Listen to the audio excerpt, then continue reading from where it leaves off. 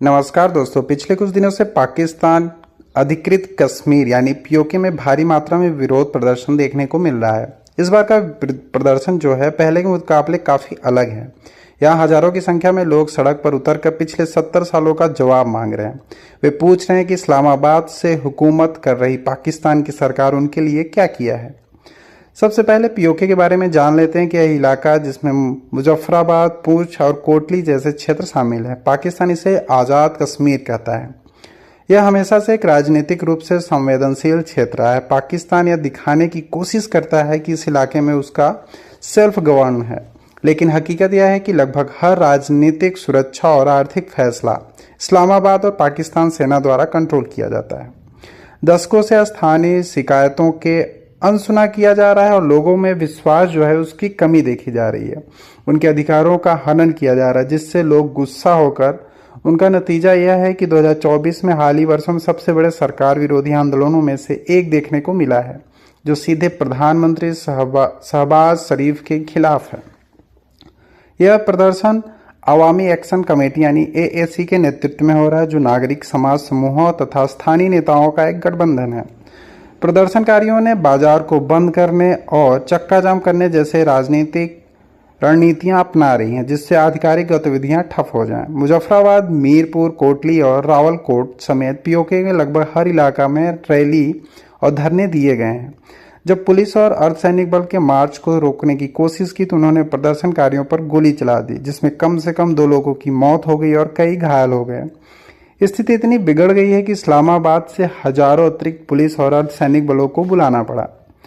सरकार ने प्रदर्शन को रोकने के लिए कई इलाकों में मोबाइल और इंटरनेट सेवा बंद कर दी है। अवामी एक्शन कमेटी के नेता जो शौकत नवाज मीर ने कहा है कि ये जूतों के मामने वाले नहीं हैं।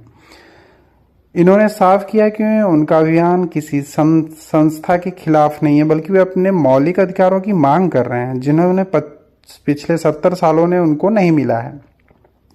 प्रदर्शनकारियों ने एक 38 सूत्री चार्टर जारी किया है, जिसमें कुछ मांगे हैं। पहला है राजनीतिक अधिकार। पीओके के लिए वास्तविक मांग की जा रही है ताकि शासन इस्लामाबाद से न होकर वे यह भी चाहते हैं कि पीओके विधानसभा में पाकिस्तानी शरणार्थियों के लिए आरक्षित 12 सीटों को खत्म किया जाए। दूसरा है नागरिक और मानवाधिकार, बोलने की आज़ादी, फ्रीडम ऑफ स्पीच, सभा करने की आज़ादी और सैन्य कंट्रोल से मुक्ति की मांग की जा रही है। तीसरा है आर्थिक न्याय। संसाधन जैसे हाइड्रो पावर परियोजनाओं से संपन्न जो उत्पन्न बिजलियां हैं का लाभ स्थानीय लोगों को मिलना चाहिए, न कि पाकिस्तान के अन्य हिस्सों के। वे चाहते हैं कि सब्सिडी वाले आटे और सस्ती बिजली आपूर्ति की जाए। चौथा है पहचान और स्वायत्तता, यानी प्रदर्शनकारी पाकिस्तान के प्रभुत्व से आज़ादी की मांग कर रहे हैं। अब सवाल यह उठता है कि यह विरोध अभी क्यों हो रहा है। इसके मुख्य कारण कुछ इस तरह हैं। अवामी एक्शन कमेटी और पाकिस्तानी अधिकारियों के बीच बातचीत का विफल होना। दूसरा, पाकिस्तान का जो गहराता आर्थिक संकट है, जिसमें महंगाई, बेरोजगारी और ऊर्जा संकट शामिल हो, पीओके में और भी गंभीर रूप महसूस किया जाता है। जल विद्युत, प्राकृतिक संसाधनों का शोषण किया जा रहा है, जिसका लाभ स्थानीय लोगों को नहीं मिल रहा है, बाहर के लोगों को ज़्यादा मिल रहा है। इस विरोध का पाकिस्तान और भारत पर क्या असर पड़ेगा? पाकिस्तान के लिए यह विरोध पीओके पर इस्लामाबाद के कंट्रोल को सीधी चुनौती देता है। अगर सरकार बल का प्रयोग करती है तो आंदोलन और भी उग्र हो सकता है।